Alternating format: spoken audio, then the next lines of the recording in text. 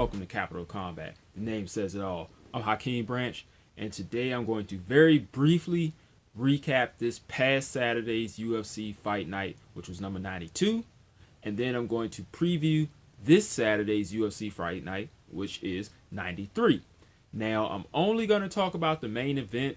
Alexander Gustafsson is featured on that card as well, but I don't know anything about his opponent, so we're just going to watch that one for entertainment purposes and see what we can learn from it.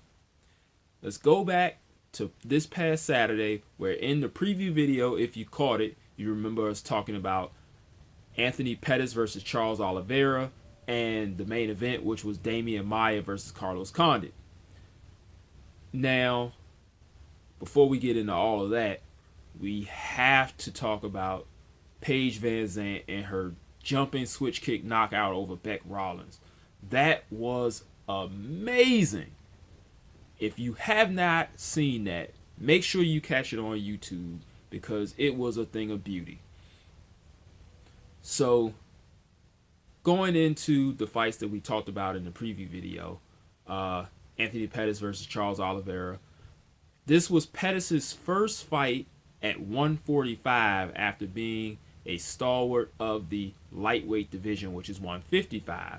He is the former WEC and UFC champ at that weight, and he wanted to put some new life into his career after having a few setbacks at 155.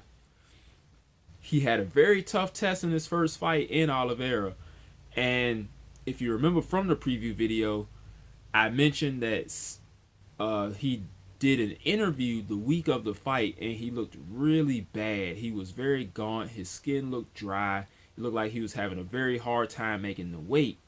And I thought that that was going to be a huge factor going into this fight because he has a skill level that can't be denied. But I thought that the challenge to make the weight will wear him out, and Oliveira, who is a very good fighter himself, will be able to finish him because of that. I was wrong. Anthony Pettis looked very good on Saturday night.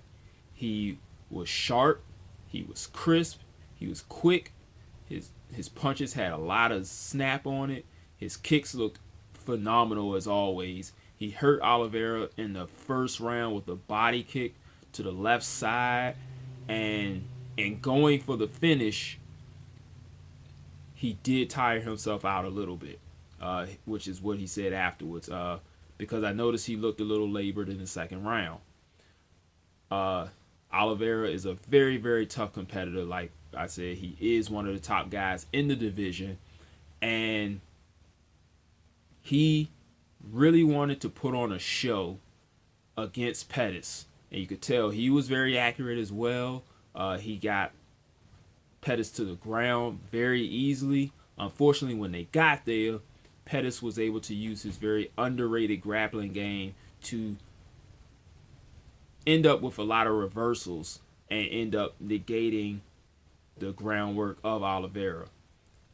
He was able to get the finish in the third round, Pettis that is, with a great guillotine, and he is now a player in the 145-pound division. The title is in limbo right now. We have Aldo, who is the interim champ. We have the full champ McGregor, who just came off 2 fights at 170. We don't know if he's going back down, if he's going to stay up there, if he's going to fight at 55. We just don't know. So while that plays out, we just got to let the guys fight it out. In the main event, we had Carlos, the natural born killer Condit, against Damian Maia, who is probably the best jiu-jitsu practitioner in the sport right now of mixed martial arts, not in just jiu-jitsu.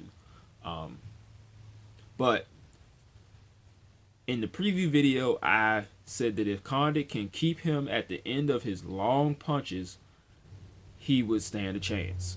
He could not go to the ground with Maia, even though he has a very good ground game.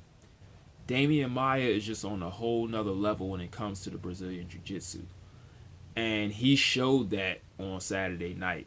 He got a very easy takedown on Condit, got the back very quickly, got in a body triangle, locked in a rear naked, and he didn't even have it all the way under the chin, but because of all the other small technical nuances that he put in beforehand, it didn't even matter. So he's going to be closing in on a title shot as well against the new champ Tyron Woodley, probably in line after Stephen Wonderboy Thompson.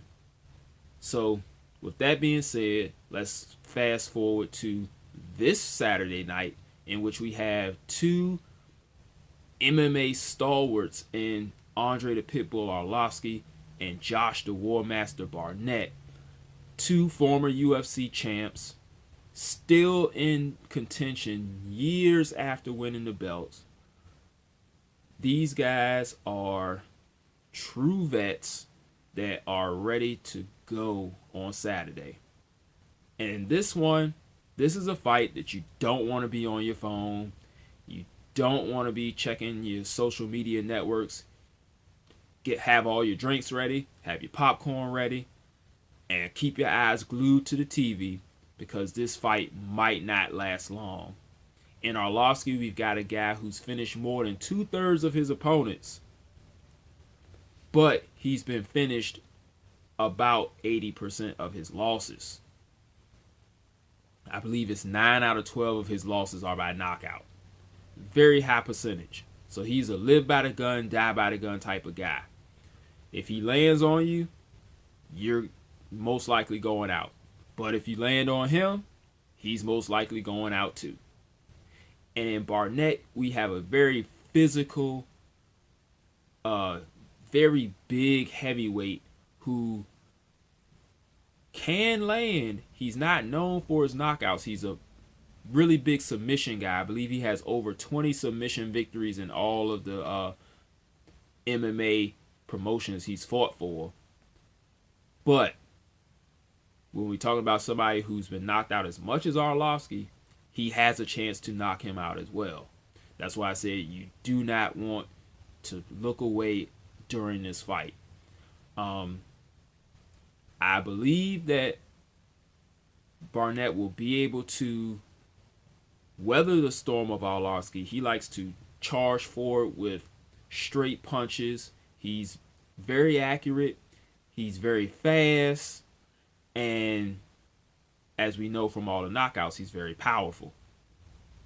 But I think Barnett will be able to weather through that and make it somewhere between the mid-second round. He'll be able to get Arlovski to the ground and get in a submission. I think that's how the fight's going to go. Arlovski's going to... And he's gotten a lot smarter with his rushes these days. He is a little more patient, but when he's ready to go, he goes. And he knows when to go because he's a veteran. Unfortunately, he's in there with another veteran who should be able to know when they're coming, take the appropriate measures to not get hurt, and then employ his own game of catch wrestling to secure the victory. That's going to be it for this video. Thanks for watching, guys. If you have not caught it already, Rob did a video earlier this week on the Andre Ward-Sergey Kovalev fight, so check that out. Next week, we'll be discussing UFC 203, which is headlined by Alistair Overeem challenging Stipe Miocic for the heavyweight title. And then we also have a boxing doubleheader where we have Gennady Golovkin versus Kell Brook for Golovkin's titles. And we also have Roman Gonzalez fighting on HBO as well. So we're going to be covering all of that next week. So like this video, subscribe so you can catch all the other videos. If you have anything you want to add, educate, speak on, drop a line down in the comment section, and we'll see you guys in the next video. Peace. This is round one, and you've already lost. They don't seem to see that everything we've done is coming and cost. My fists are on fire. I perform till I perspire. My demons are in a rage. Keep thinking that it's a game. I kick rhyme, hurricane. I told them I don't play. I'm liquid. Black Street Fighter.